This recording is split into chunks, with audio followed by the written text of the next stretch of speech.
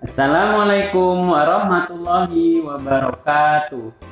Alhamdulillahirabbil alamin. Puji syukur hadirat Allah Subhanahu wa taala. Pada pertemuan kali ini semoga kita selalu diberkahi oleh Allah Subhanahu wa taala.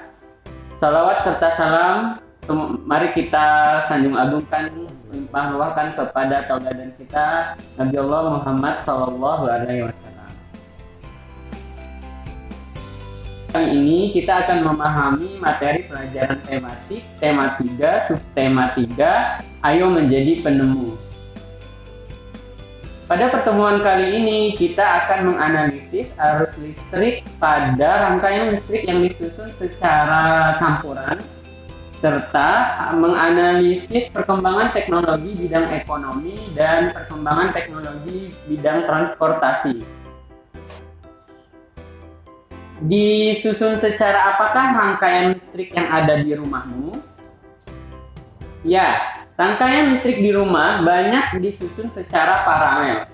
Kenapa demikian? Untuk menjawabnya, kita akan mengulas kembali materi tentang rangkaian listrik yang telah dijelaskan pada pertemuan-pertemuan sebelumnya. Ayo kita pahami bersama. Rangkaian listrik sederhana terdiri dari komponen-komponen listrik yakni kabel, bohlam lampu, saklar, dan batu baterai. Batu baterai sebagai sumber tegangan yang menghasilkan arus listrik. Arus listrik terjadi ketika sumber energi listrik dari batu baterai menghasilkan elektron positif dan negatif yang bergerak melalui kabel sehingga menghasilkan arus listrik yang menyebabkan bola lampu menyala. Berdasarkan susunannya, rangkaian listrik dibagi menjadi 3, antara lain 1. Rangkaian seri, 2. Rangkaian paralel, 3. Rangkaian kombinasi atau rangkaian campuran. Pertama, rangkaian seri. Rangkaian seri adalah rangkaian yang disusun secara berurutan di mana aliran energi yang digunakan sangat banyak sehingga nyala lampu menjadi sangat terang. Namun kekurangannya ketika satu bola lampu padam, maka lampu yang lain ikut padam. 2. Rangkaian paralel. Rangkaian paralel adalah rangkaian yang disusun secara bercabang, energi yang mengalir stabil, cahaya lampu tidak seterang pada rangkaian seri. Namun, jika satu lampu padam, lampu yang lain tetap menyala karena ada percabangan yang mengalirkan arus listrik.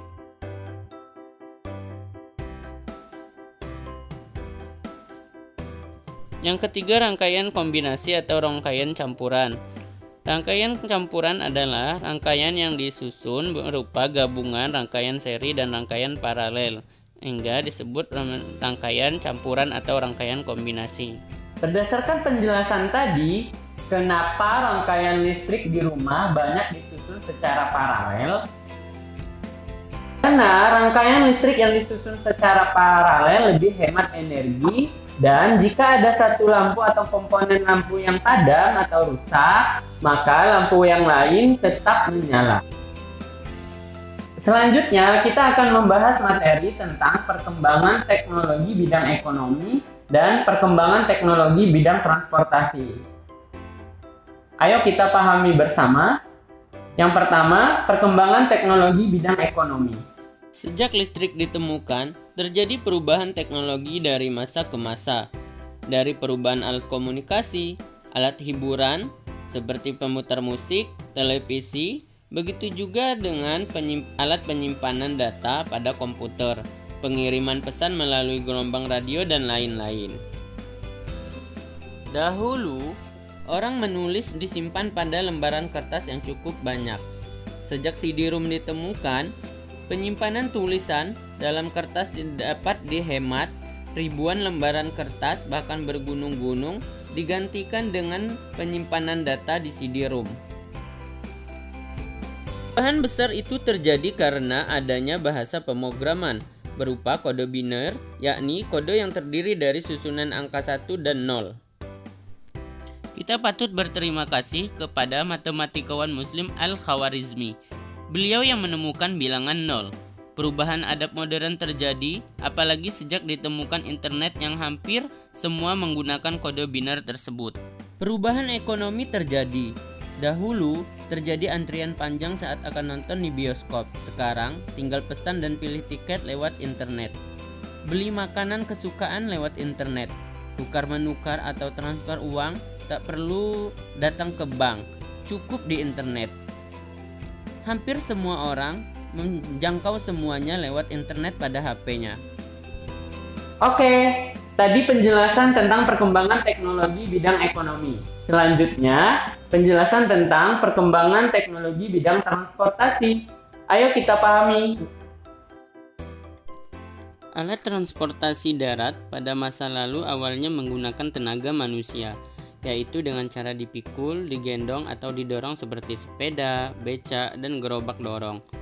Lalu berkembang menggunakan tenaga hewan seperti kuda, keledai, dan gajah, seperti pedati ditarik oleh sapi, delman ditarik kuda, dan sebagainya.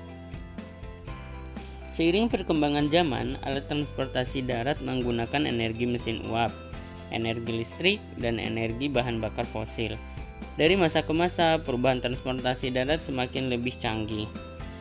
Sementara itu, alat transportasi laut menggunakan tenaga alam atau angin, yaitu perahu layar. Kemudian, ada transportasi laut yang menggunakan tenaga manusia seperti rakit dan perahu dayung. Seiring ditemukannya motor listrik, alat transportasi laut menggunakan motor listrik atau mesin listrik. Alat transportasi zaman dulu mempunyai kelebihan dan kekurangan. Kelebihannya adalah tidak menimbulkan polusi sehingga udara menjadi lebih bersih dan segar. Kekurangannya adalah membutuhkan waktu yang sangat lama dalam perjalanan dan kurang memberikan kenyamanan. Teknologi transportasi masa kini terus berkembang dan semakin canggih.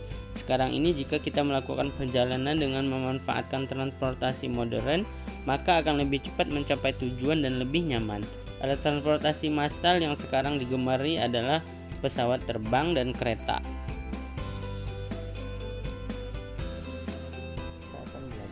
Alhamdulillahirrabbilalamin, kita cukupkan penjelasan materi pada pertemuan kali ini. Untuk latihan atau tugas belajar anak-anak di rumah akan dijelaskan oleh gurumu di grup kelas masing-masing. Bapak cukupkan pertemuan kali ini. Alhamdulillahirrabbilalamin.